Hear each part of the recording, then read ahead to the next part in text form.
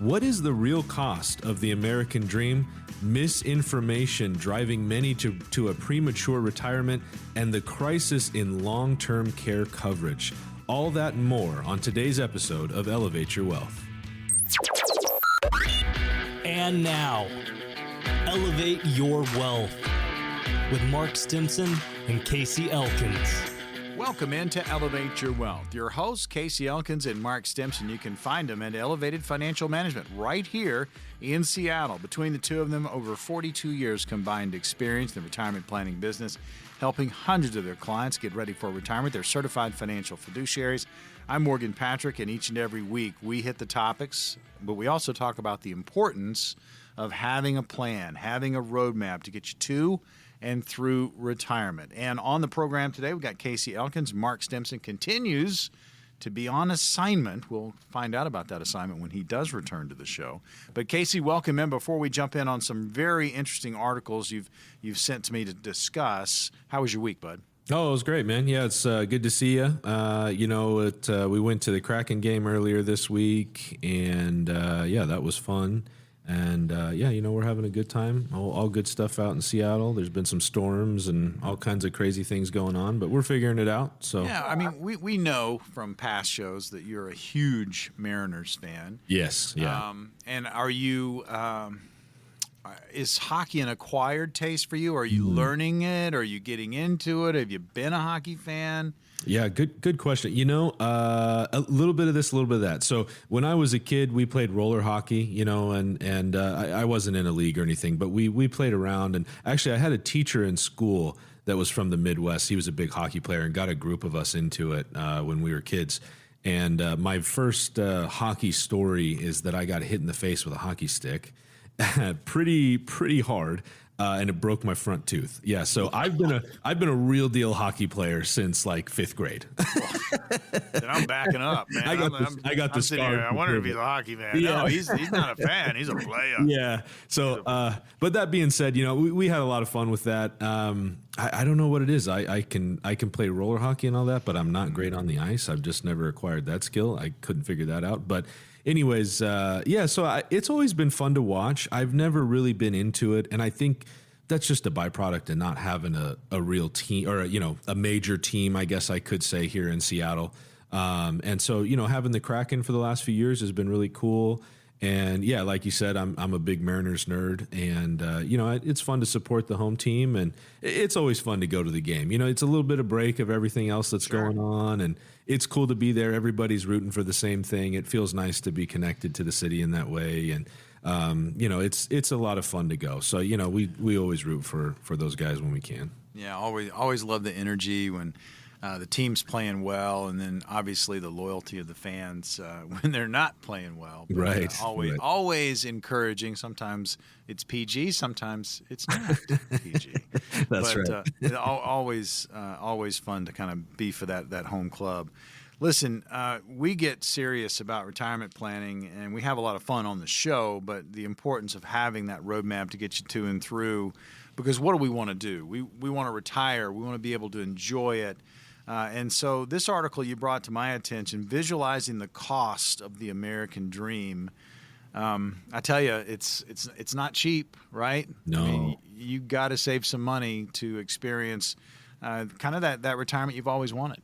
Yeah, you do. And it's interesting, right? I really appreciated this article. It caught my eye because it's just something a little different, and the way it's written, talking about all these different things. And, I'll kind of go through maybe the top ones here. And of course, we're going to bring this back to retirement here in a second, because that's really why we're here today, right? But, even owning a car is on this list, and it mentions payments from age 29 to age 74, excluding fuel and repairs. The estimated cost per household over that time frame is actually $811,000.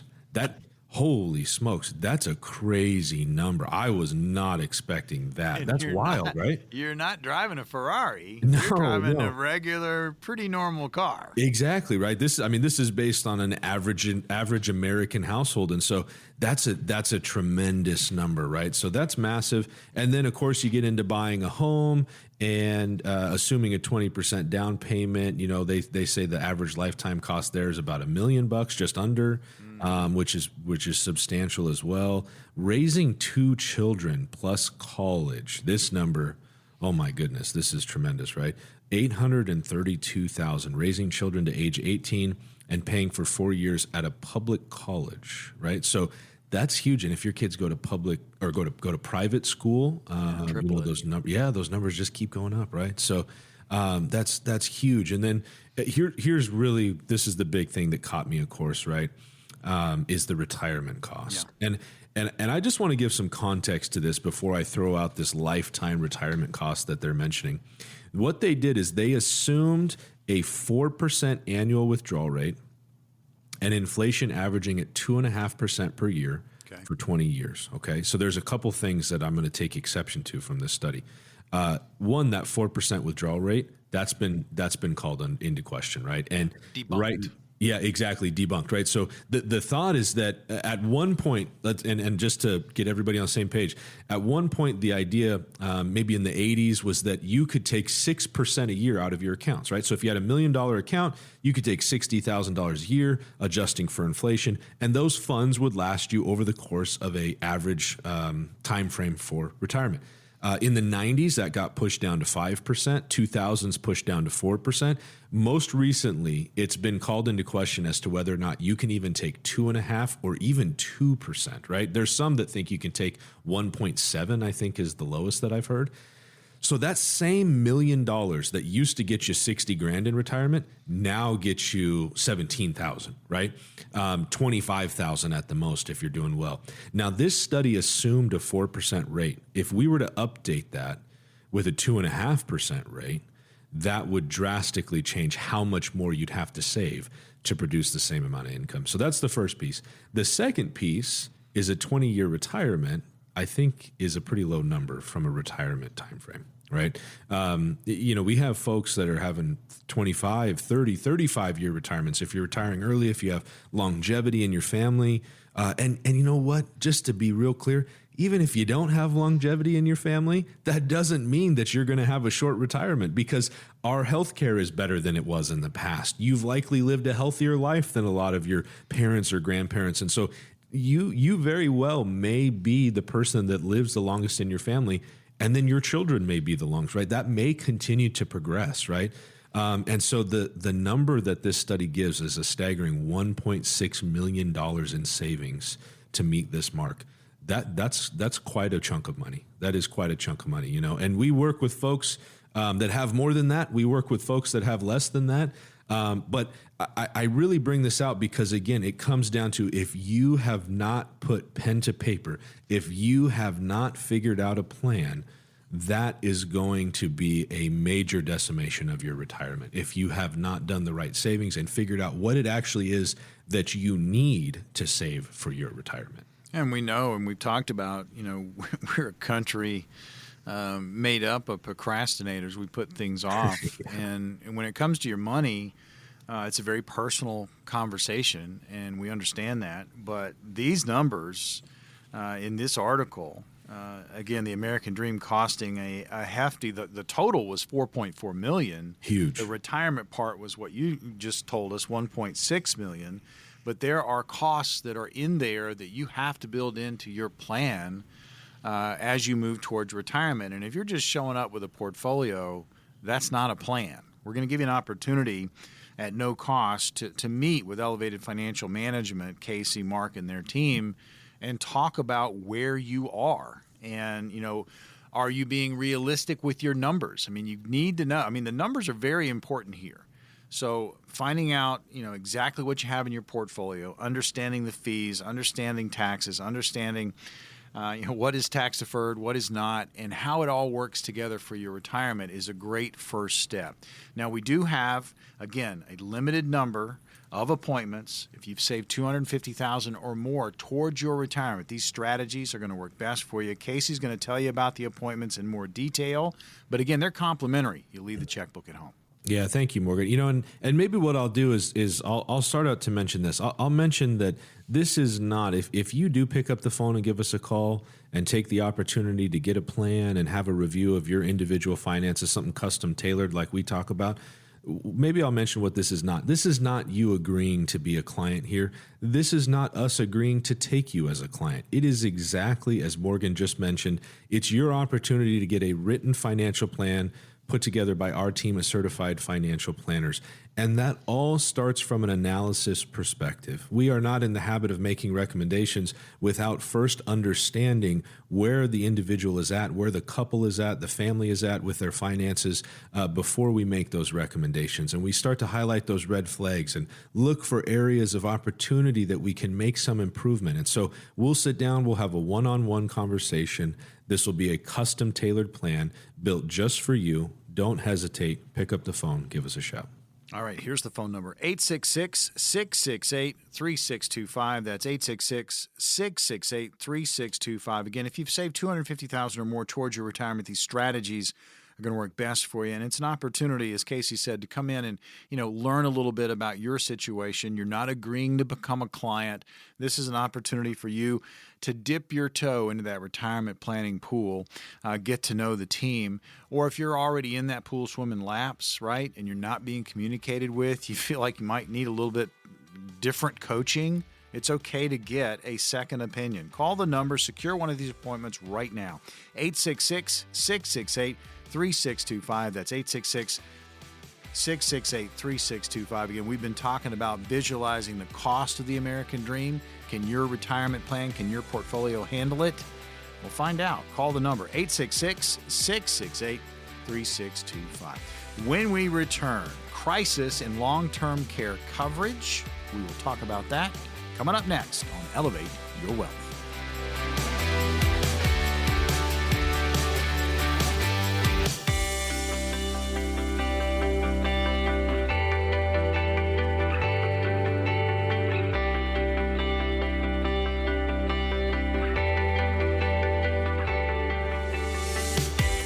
We are back on Elevate Your Wealth. Your host is Casey Elkins. Mark Stimson, who's normally with us, he's on assignment this week. You can find both at Elevated Financial Management right here in Seattle. Between the two of them, 42 plus years combined experience in the retirement planning business. They are certified financial fiduciaries, and the company's got a great website. It is a wonderful resource. Check out efmnw.com.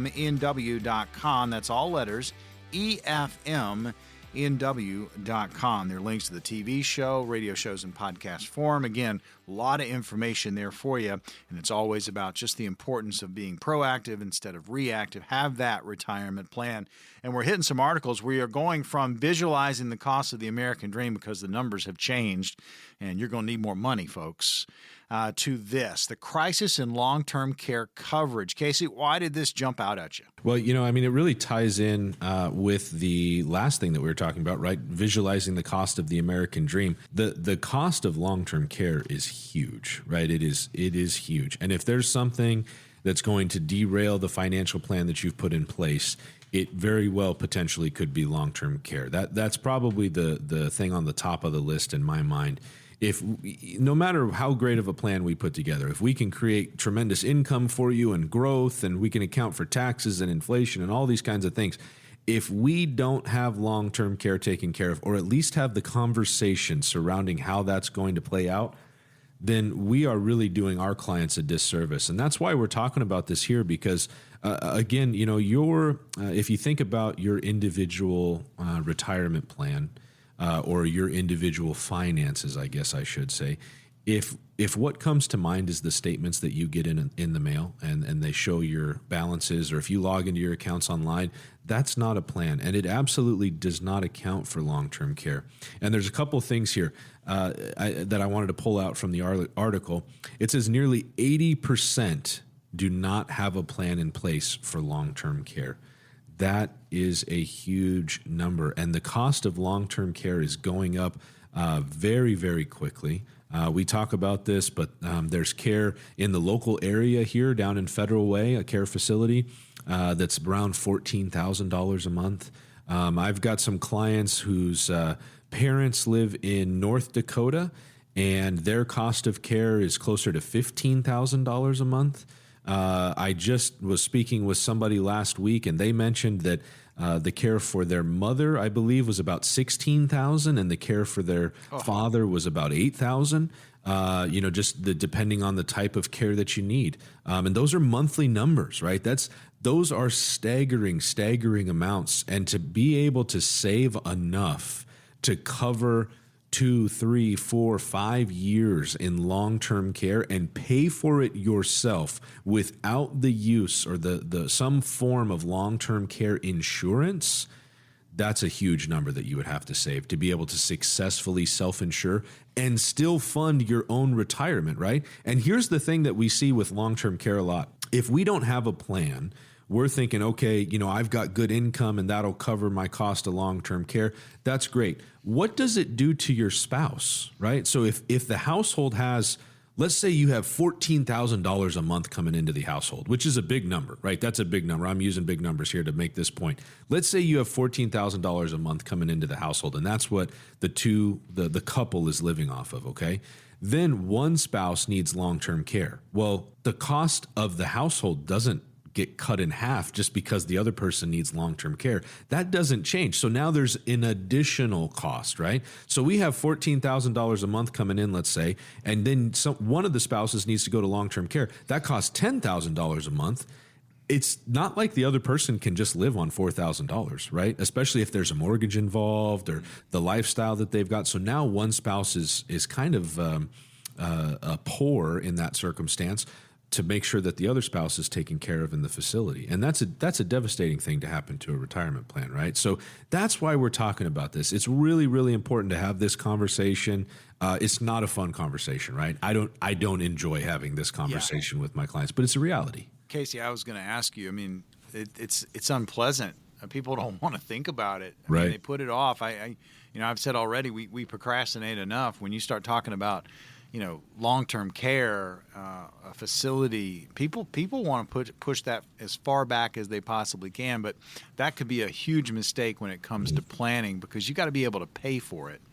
And when you think about it, you'd much rather have a plan that would account for it. If you don't need it, fantastic, but if you do, it's there. Yeah, exactly. And that's really it, right? It's something that we never want to have to use, right? And I don't want my clients to have to use it either. I don't want anybody to have to need long-term care or have to use long-term care insurance. But the reality is we live in a time where we need long-term care insurance, right?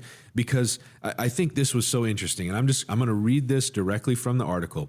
Okay. It says, for example, the survey showed that 44% state that they are not likely or not likely at all to need long-term care, while only 1 in 5 could correctly identify that 70% of the population is going to need assistance with activities of daily living at some point. So we have almost 50% of people that participated in this saying, I'm not going to need it. I'm not likely to need it. I'm not likely to need it at all. When in reality, the numbers show that 70% of the population will need assistance at some point. And here's the key. If you're a married couple, there's a 70% chance that at least one of you is going to need it, right?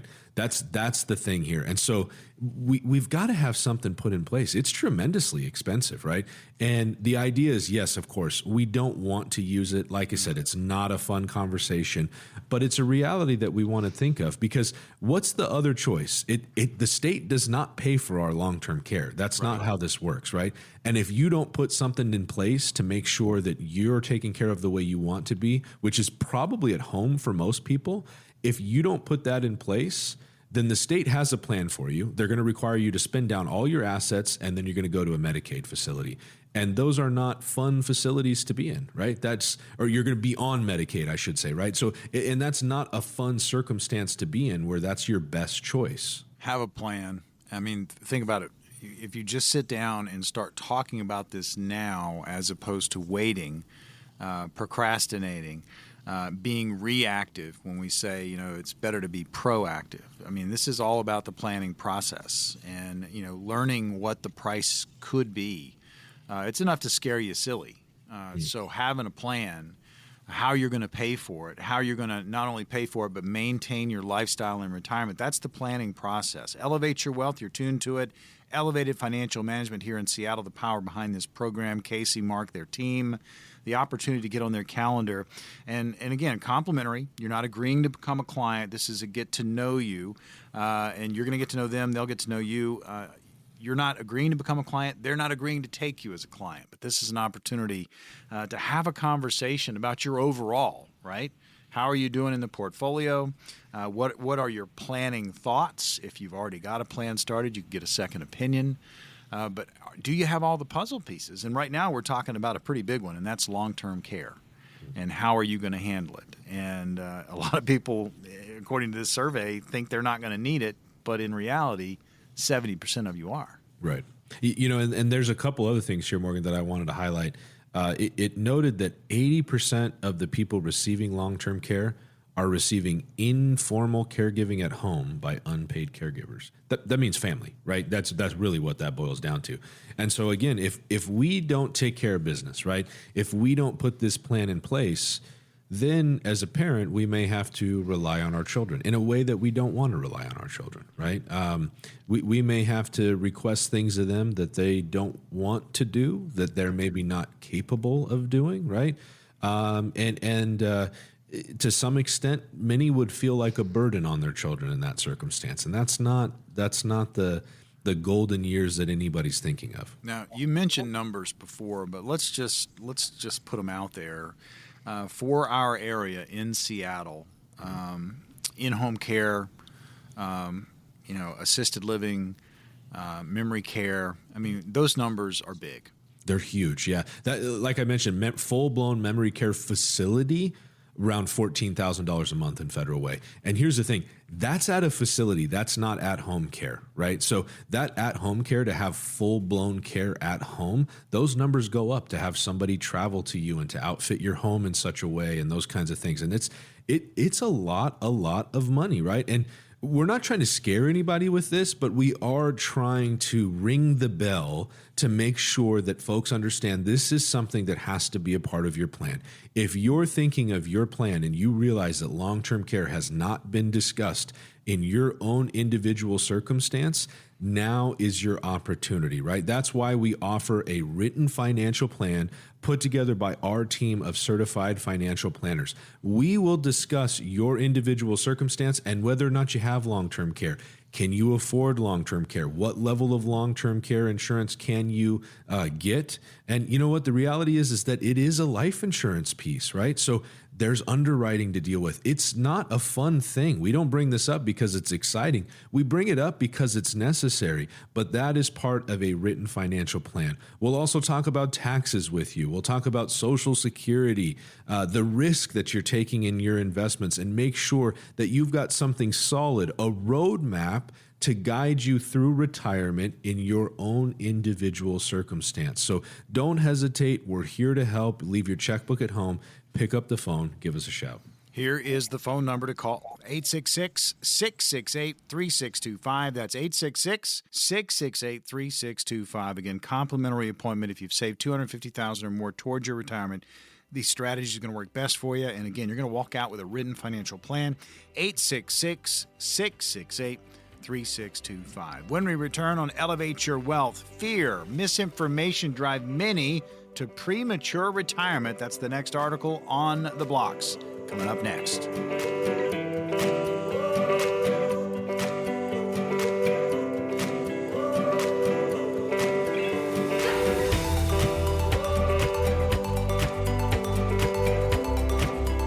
Elevate Elevate Your Wealth, hosted by Casey Elkins and Mark Stimson. Elevated Financial Management, the power behind this program. You can find them right here in Seattle.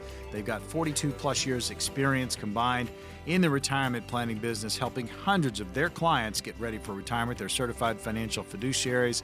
They have a kickin' website, efmnw.com, all letters, efmnw.com.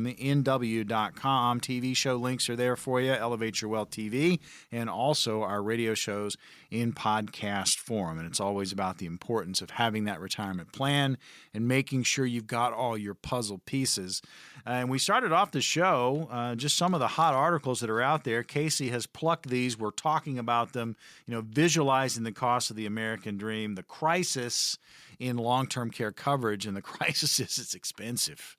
And you got to plan for it. And now we have fear, misinformation driving many to premature retirement. Casey, jump on that one. Yeah, I think this is really big, right? Because there is, we talk about this a lot. There's a lot of questions surrounding Social Security. There's a lot of uneasy thoughts surrounding Social Security, and especially those that are already receiving Social Security or potentially going to receive it soon. And so, this really stuck out with me because that's a big part of what we do, is helping folks figure out the right timing for Social Security. When is the best time for you in your individual circumstance? How does it play into the other investments that you have? How are the taxes going to be affected? All those kinds of things. And so this idea that people are retiring early, leaving their work early, getting their Social Security started, or just starting their Social Security early and not pulling on their other investments, this is something that I really wanted to talk about. What we found, what I found reading this article, is that half of American ages 61 to 65 have retired and started receiving Social Security payments. If that was the plan all along, that can be okay. But reality is full retirement age for most folks now is 67, or some version of 66 and 6 months, or 66 and 8 months, or what depends on the year you were born, right? And so if that's the case, that means that more folks are retiring and starting their Social Security before their full retirement age, which means that you're not getting the full benefit that you're entitled to. So yes, you can start Social Security at age 62, but it's a reduced amount. And if you're still working, you have a penalty to deal with on your Social Security. It's called the Earned Income Test, and it's something to be aware of, right? Now, I'm not going to get into the details on that right at the moment. If you want to find out more about that, you're more than welcome to give a call and come in and talk with us. We'll get to that here in a little bit. But, what we see is a lot of folks are concerned that Social Security isn't going to be around. That's right. That's the biggest driving factor. That's the fear. That's it, right? Or the other side of that is they're worried that they won't live long enough to make it worth waiting until age 67 or 66 and 6 months, whatever that number is, right? And so they started early at age 62, generally for one of those two reasons. And not that, if you have legitimate health concerns, starting it early is not necessarily a bad idea. We want to make sure that's a logical, thought out process, or that there is a process to thinking through that and making sure that is the right thing for you and not just an emotional decision, because we've seen that before too. And so sometimes those emotions can rule the way that we do things, and our emotions rarely drive us into the right decision. Usually it's the wrong decision, right? I think we can think about many aspects of our life that's a true statement.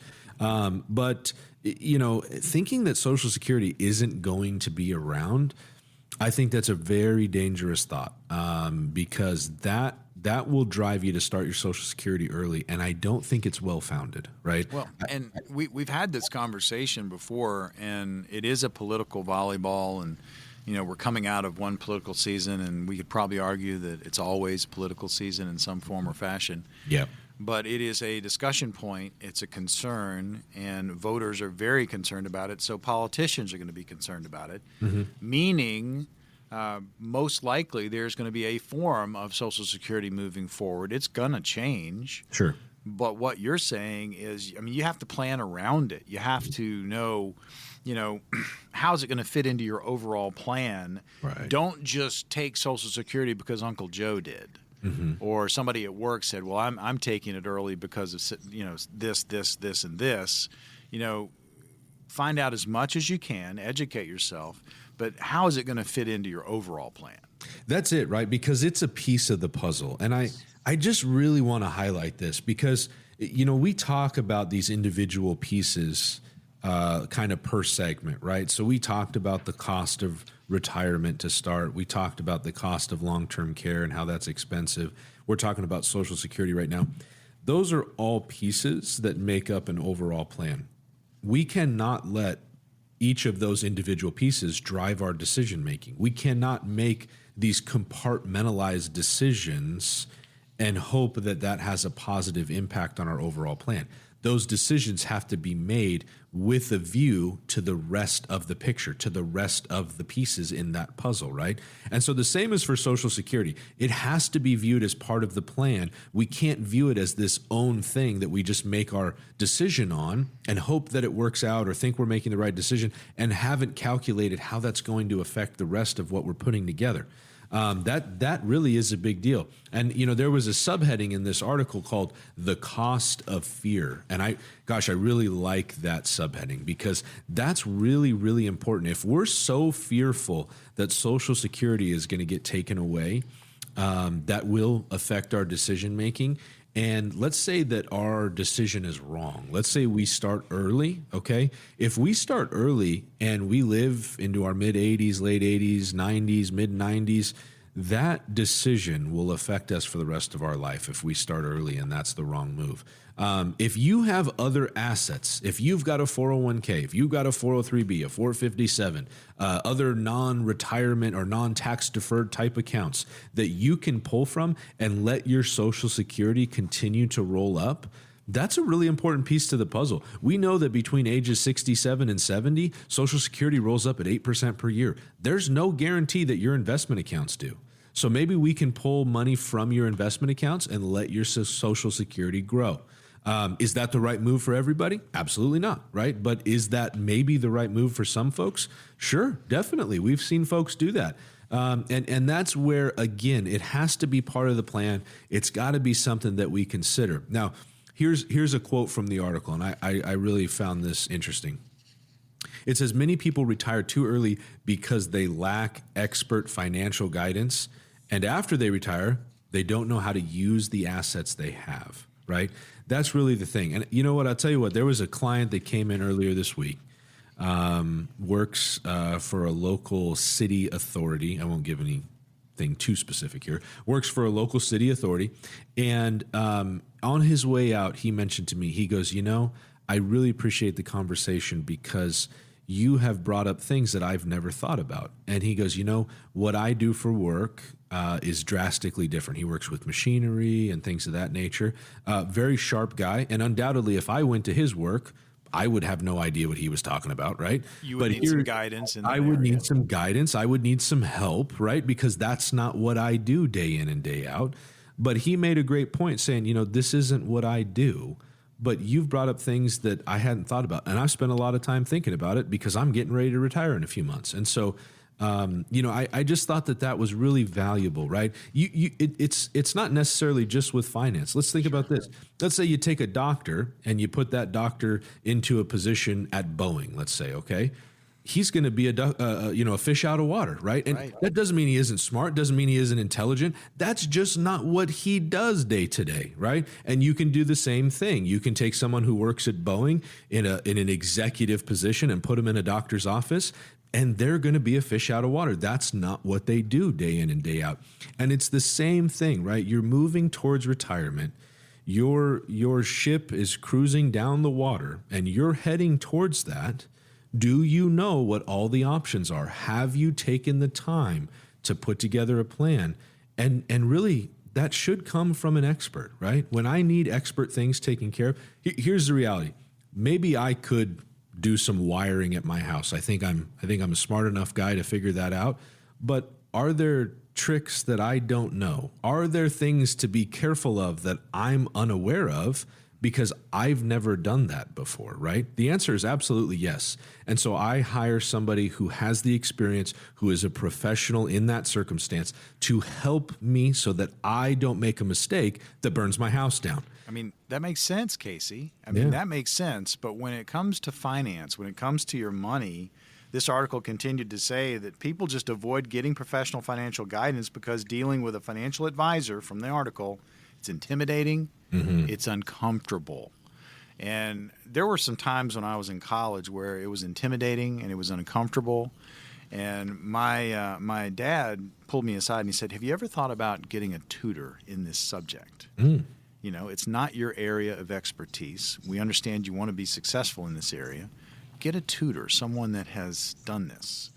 I see this in the same light. I mean, here's someone that's intimidated and just they don't know anything when it comes to their money, and it's tough for them to hand over the reins to someone. But it's like getting a tutor.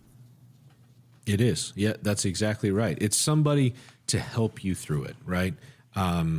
We don't, and I think this is true for many financial advisors, we don't tell our clients what to do, right? We talk with them about their options. And it's our job to challenge our clients' thinking to some extent, to bring new ideas to the table. Because if your advisor's not challenging you, if they're not bringing a new thought to the table, then they're really not your advisor. They're just an order taker, right? And so as you think about what I just said, now is the opportunity. This is your chance to get a written financial plan put together by our team of certified financial planners. We'll talk about the right timing for Social Security and how that decision impacts the other investments that you have and what you want to do in retirement, because everybody's retirement is unique. Everybody's situation is unique. How much you've saved, how long you've worked, what you want to do once you retire, and the right way to invest has to be adjusted to fit your lifestyle instead of adjusting your lifestyle to fit your finances. So this is your opportunity to get that, have a custom tailored conversation just based on your individual life and what you want to accomplish. This is not an agreement for you to become a client. This is not an agreement for us to take you as a client. This is an opportunity for you to have a conversation with no strings attached. Don't hesitate. Pick up the phone. Here's the phone number, 866-668-3625. That number again, 866-668-3625. If you've saved $250,000 or more towards your retirement, these strategies are going to work best for you. This is complimentary. As Casey just said, you're not agreeing to become a client. This is an opportunity for you to learn and get to know Elevated Financial Management. You're going to walk out with a written financial plan, 866-668-3625. When we return on Elevate Your Wealth, it's time for Retirement Scenarios.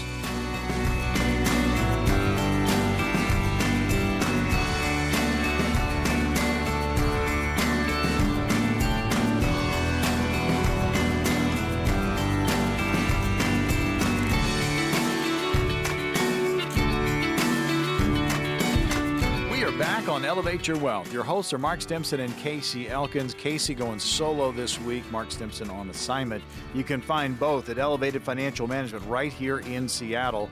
42 years combined experience in the retirement planning business, helping their clients get ready for retirement. They're certified financial fiduciaries. I'm Morgan Patrick, and it's my privilege to go back and forth on so many different retirement topics, but also talk about just the importance of having a customized plan for your retirement. And there are a lot of you out there that have been putting this off, and you're sitting on portfolios. You've done a very nice job of saving and putting your money away, but now what? You need that plan. You need that roadmap to get you to and through. We'll give you an opportunity to get on the calendar with Elevated Financial Management at no cost, no obligation, to kind of see where you are.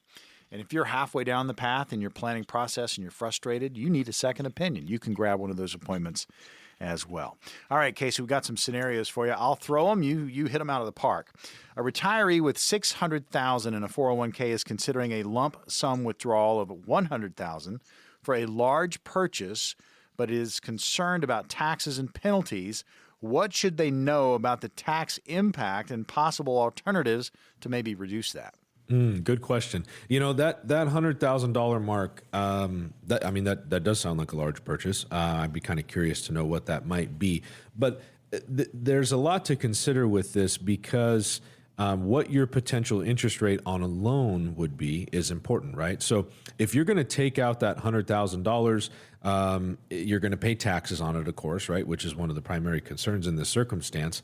But what is your income for the year? Because that impacts how much taxes you're going to pay, right? There's not a static tax that you pay on a $100,000 withdrawal. It's dependent on what your income level is. So let's say you're in a 22% tax bracket and you take $100,000 out of your 401k. You're going to pay $22,000 in taxes to do that, which means you're going to have to take out more than $100,000, right? Which means you have much less invested to grow. And so weighing the potential of taking a loan and letting the $100,000 continue to grow and work for you is really important, right? So, it would require some kind of one-on-one conversation to figure that out and look at the individual details. As far as alternatives, I think that's the main one that I would look at would be taking a loan out, not necessarily a loan out of your 401k, but looking also from lenders, right? Maybe you're looking at buying a car or an RV around that $100,000 price tag or boat or something like that. And some of those you can draw out and you can make healthy payments on them and keep the interest rates low. That may be a good move. It may be a better move. It may not. It may be better to just pay it off. But I will give one caution here. Sometimes when it comes to debt, we get too caught up in this idea of debt-free, and we make a decision that is emotional and not logical, right? Paying off something that we owe money on feels really good, but I'll give you an example. Let's talk about a mortgage. If you have a mortgage that's at 3.5%, paying it off right now, probably not your best move because you can go earn more than that 3.5%, not only in risky investments like the market, but you can put that money in safe money and earn more than 3.5%. So although it may feel really good to pay something off, is that really the best move? Is it the most advantageous when it comes to the financial aspect of it? And that's a question that really has to be answered with a little bit more detail and to the individual circumstance to talk about what is going on in this person's life. Well, I tell you, when we go over scenarios, it should ring loud and clear that you've got your own situation, and there are going to be things that are going to impact you as you move to and through retirement. So your scenario is going to be completely different from anybody else's.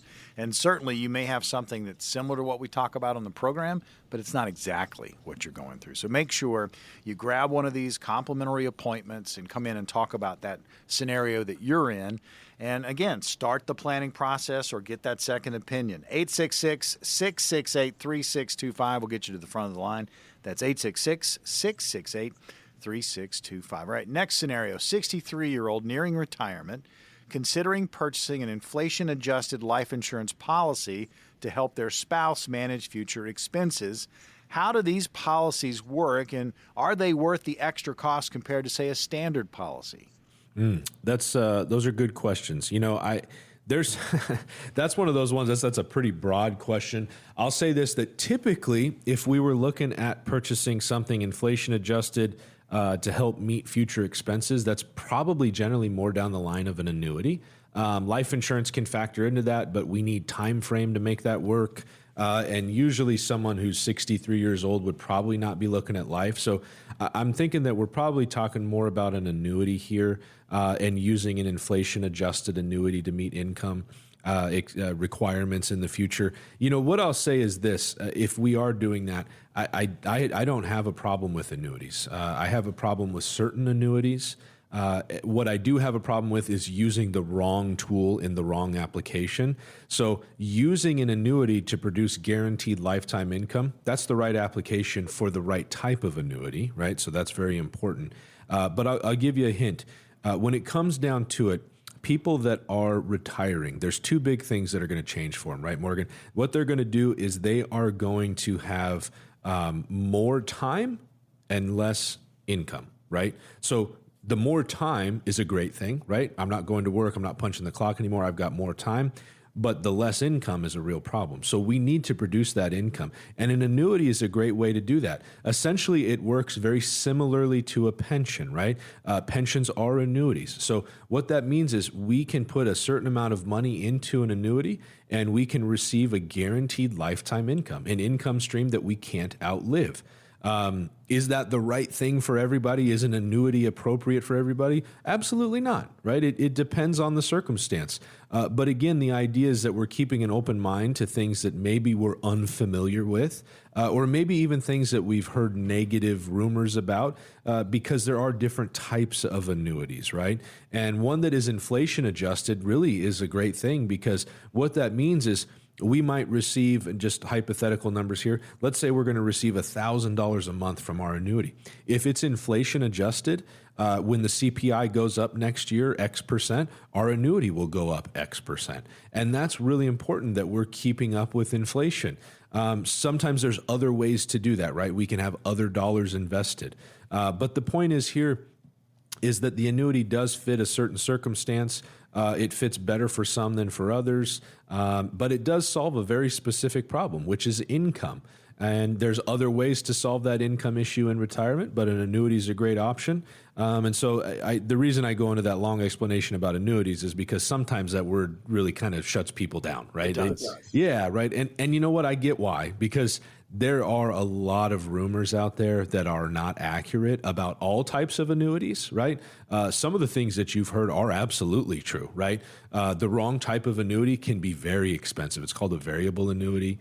It does not provide protection and guaranteed income like we want it to. So there are things to be cautious of, but that's really, again, where it comes down to working with somebody who understands what those tools are and how to best use that tool in a given circumstance, or maybe decide that that's not the right tool in a given circumstance. You got to have that conversation to figure out what is the right thing for you personally. Yeah, I mean, it's about education. And I think you're right, Casey, when you think about the word annuity, people just automatically assume a blanket statement like it's bad. Right. I mean, there's so many different types of annuities. They're customizable. It's worth a conversation, might be a good fit for the portfolio and your overall retirement plan. But again, you're having the conversation with someone that does this on a daily basis. And if it's not a good fit, it's not a good fit, and you'll be told that. Again, it's all about where you are and your plan to get you to and through retirement. We're getting scenarios. I got another one for you. 68-year-old, and we've kind of talked about this a little bit. 68-year-old with a large mortgage balance, considering just selling the house to eliminate the mortgage debt, but is worried about the high cost of renting. How should they weigh the benefits of being mortgage-free against the potential downsides of renting? And obviously, you said it already today, if the interest rate's pretty good, their mortgage might be less than what they would pay in rent.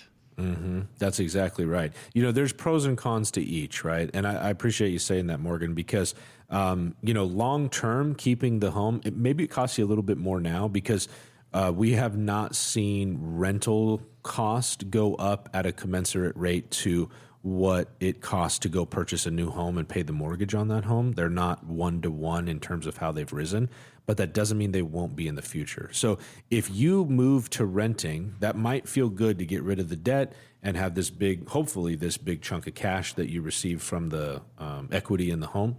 But what that can also do is that can also put you in a spot where when rental rates go up in the future, now you have no control, right? You don't get to decide that. All you can do is move. And if they're going up everywhere and in every type of housing, that's going to put you in a spot where you no longer have that control.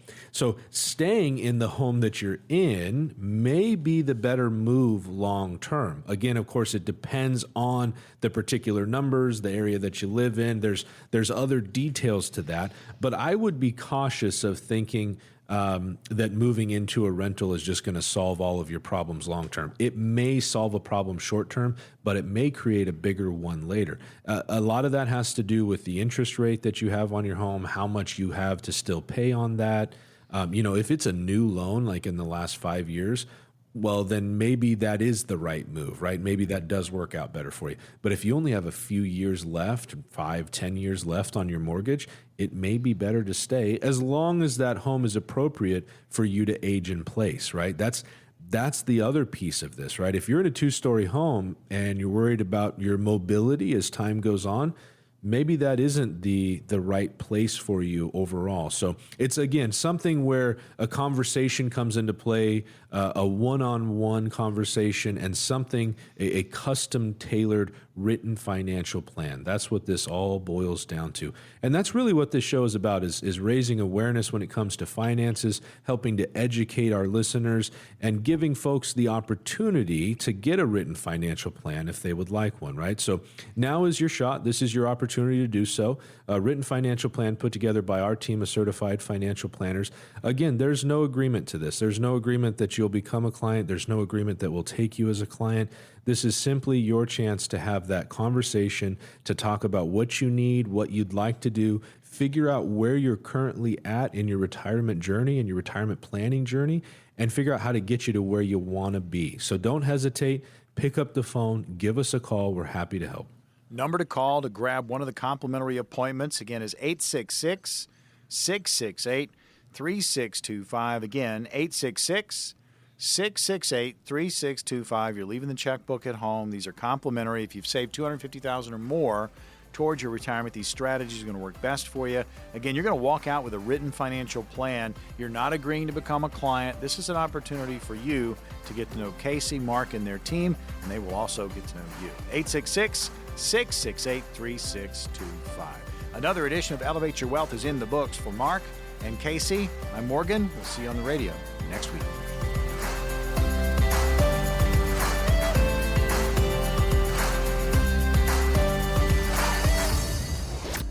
Investment advisory services offered through Foundations Investment Advisors, LLC, an SEC-registered investment advisor. The content provided is intended for informational and educational purposes only. The views, statements, and opinions expressed herein are those of the individual speakers and not necessarily those of Foundations and its affiliates. The information contained herein does not constitute an offer to sell any securities or represent an express or implied opinion or endorsement of any specific opportunity, offering, or issuer. Any discussion of performance or returns is not indicative of future results. Each individual investor situation is different, and any ideas provided may not be appropriate for your particular circumstances. Foundations only transacts business in states where it is properly registered or excluded or exempted from registration requirements.